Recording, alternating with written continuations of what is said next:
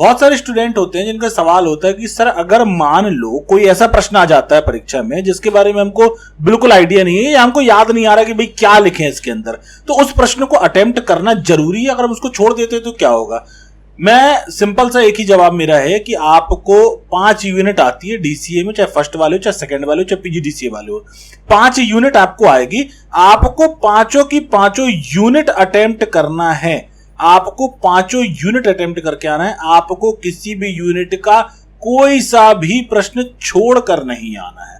बहुत इंपॉर्टेंट होता है हर एक प्रश्न को अटेम्प्ट करना।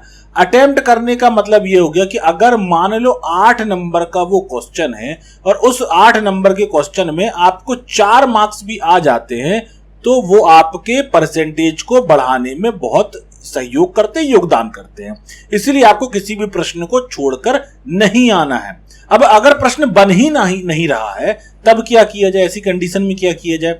ऐसी कंडीशन में एक फॉर्मूला होता है, एक तरीका होता है, आपको ये अपनाना होता है। आपको नकल नहीं करनी है, क्योंकि अगर आपने नकल किया और यूएफएम बन गया तो आपका कैरियर खत्म हो जाएगा। इवन आपको 1 साल के लिए कहो बैन कर दिया जाए, आपको एग्जाम देने ना मिले, आपका डीसीए जो है वो डिस्क्वालीफाई आपको कर दे, अलग ही कर दे कि भाई ये डीसीए दे ही नहीं सकता। ठीक है, बहुत कुछ हो सकता है।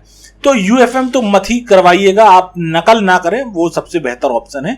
आपके लिए एक दूसरा उपाय मैं बताता हूं। आप एक काम ये करो कि सपोज कोई क्वेश्चन आया, उस क्वेश्चन से रिलेटेड आपको जो भी चीजें आती हैं आप उसको लिख कर आए, लेकिन लिख कर जरूर। ऐसा नहीं कि आप कुछ भी लिख के आ जाओ, गाना लिख के आ जाओ या कविता लिख के आ जाओ, ये मत करना। कॉपी भरने के मार्क्स मिलते हैं, बिल्कुल मिलते हैं, लेकिन कॉपी में क्या भरा है वो भी देखा जाता है। तो सही सही चीजें लिख के आनी है आपको।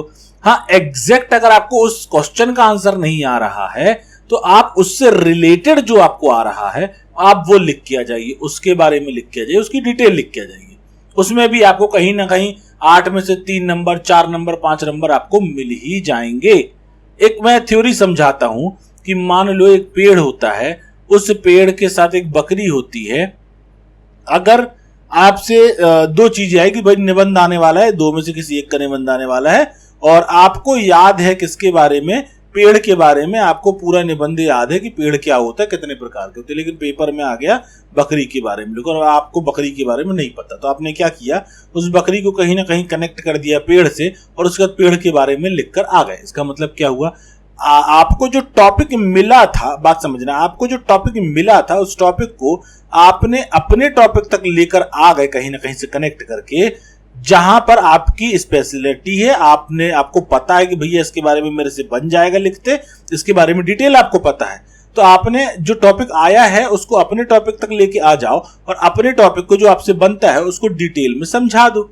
ठीक, अगर कोई ऐसा प्रश्न आता है जिसमें आपको बिल्कुल नहीं समझ में आ रहा है तो उससे रिलेटेड कोई दूसरा टॉपिक तक कनेक्ट करो और उस टॉपिक को आप एक्सप्लेन करके आ जाओ। तो आपको करके जरूर आना है, छोड़ के नहीं आना है पेपर में आंसर को।